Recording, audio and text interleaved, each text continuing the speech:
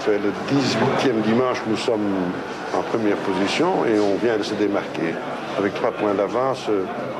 Qui avait pensé ces choses-là il y a 1 an et demi et surtout au début de saison aussi. Je pense que pour nous c'est un véritable exploit. Ce soir, on n'avait pas pensé de gagner. On est très contents. On a tout été féliciter les joueurs. Et je pense que tout le monde à Gand est obligé de croire et de penser que c'est possible de jouer le titre cette année-ci.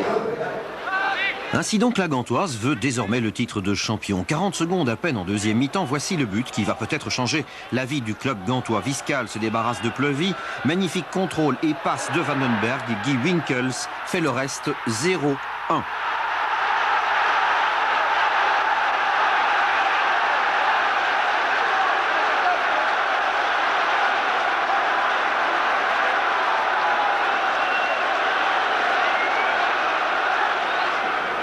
Mais flashback, revivons cette soirée peut-être décisive dans sa chronologie. 19h, l'heure des premières interrogations est d'abord essentielle. L'état de la pelouse, l'imprimature d'Alphonse Costantin. Alors, le bilan, l'état du terrain est excellent. Excellent. Excellent. Partout dans les buts. Partout dans les buts, dans les petits coins, dans les grands coins, tout à fait. On peut utiliser tous les crampons. Tout, absolument. Tout. Pas de traces de gel ou d'endroits glissants. Je crois que j'ai vu rarement un terrain de club bugeois aussi favorable qu'aujourd'hui. Le théâtre est donc superbe, tout le monde est prêt en coulisses, la tension monte, reste à connaître les sentiments des acteurs et des metteurs en scène au moment de leur vocalise, c'est-à-dire pendant l'échauffement. Est-ce que le résultat d'Anderlecht change vos projets, la défaite d'Anderlecht? Non, certainement pas. Ça change très peu. Nous devons toujours regarder les autres adversaires aussi, comme Bruges, comme Malines. Mais c'est bien pour nous, c'est un bon résultat. Ce pourrait être un tournant important du championnat ce soir. Espérons-nous, parce que ça veut dire que nous venons de gagner ici. Ce sera très difficile, mais avec 3 points d'avance, c'est déjà beaucoup. Hein. 6 keulmotion. 7, Krijven, Peter. Après 3 semaines, ils sont un peu nerveux, un peu agressifs, ça c'est normal et c'est mieux peut-être qu'on joue d'aujourd'hui, autrement on ne sait pas le tenir en main. Ils ont envie de mordre dans le ballon. Je crois bien, on est handicapé, mais ça ne veut rien dire. On joue chez nous, alors on va essayer de garder les 2 points chez nous. Et de fait, chacun s'est lancé sans réserve dans la bataille. Un match spectaculaire à souhait, 2 mi-temps assez différentes, la première plutôt partagée. Des Gantois bien en jambes, comme en témoigne cette occasion pour Erwin Vandenberg, détournée par le gardien Verlinden.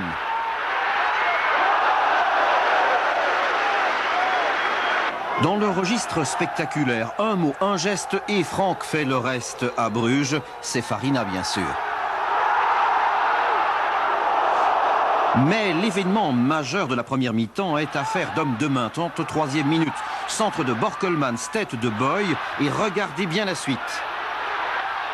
Un grand cri sur les gradins pour Fouqueboy, la faute de main est évidente. D'après le ralenti, Boy propulse le ballon sur le bras de Marc Verkeuil. L'arbitre prend ses responsabilités.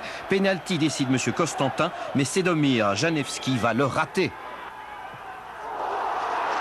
Je pense que nous, on a pris un peu le match en main, que c'est dommage qu'on a raté le penalty parce que ça, c'est le tournant du match. 0-0 au repos, mais second coup de théâtre, vous le connaissez déjà, ce but capital de Winkels après 40 secondes en deuxième période.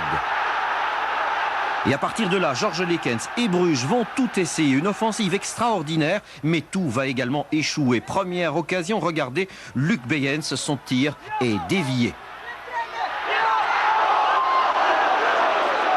Deuxième occasion, une tête de Franck Farina, au-dessus cette fois.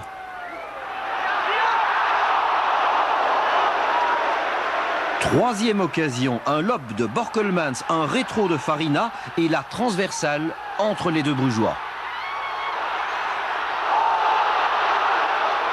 C'était vraiment la plus belle situation à faire de centimètres, comme le prouve ce très beau ralenti. C'était pas un match aujourd'hui. Je crois bien que c'était un match Bruges contre Bruges. C'était pas un match Bruges contre Gand. On a joué contre nous-mêmes, contre la malchance. Et oui, on n'a pas marqué. Manque de réussite en effet. Voici d'autres preuves. 65e minute, la tête de Fouqueboy est adressée aux étoiles. Et pour les étoiles toujours, Farina cette fois au ralenti et du pied gauche. Extraordinaire le résultat d'aujourd'hui, surtout après un match que nous avons souffert beaucoup. Oui. On doit le dire que pendant le deuxième mi-temps, Bruges était la meilleure équipe, mais nous avons marqué dès le début du deuxième mi-temps et c'est un peu normal qu'on va reculer un peu. Mais de l'autre côté, Bruges a fait un très bon match. Van der Eycken, très sportif. Bruges en effet malchanceux car la gabegie n'est pas finie. Cette fois, Farina passe près du ballon et de l'accident avec le gardien Kazimierski.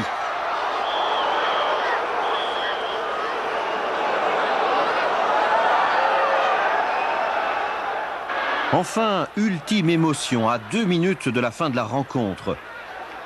La confusion est alors totale dans le rectangle gantois, mais ni Van der Elst, ni Vorspy, ni Boy ne trouveront la solution. Assurément, la Gantoise a fait un grand pas vers le titre hier soir. Peut-être même certains vont-ils devoir acheter de la laine et apprendre aussi à tricoter. Je constate que vous n'avez pas une écharpe aux couleurs de votre club là. Non, je voudrais l'acheter, ou peut-être l'offrir, non? Oui, on va se cotiser à match ou au week-end sportif. Quand on fait champion. Voilà, merci beaucoup.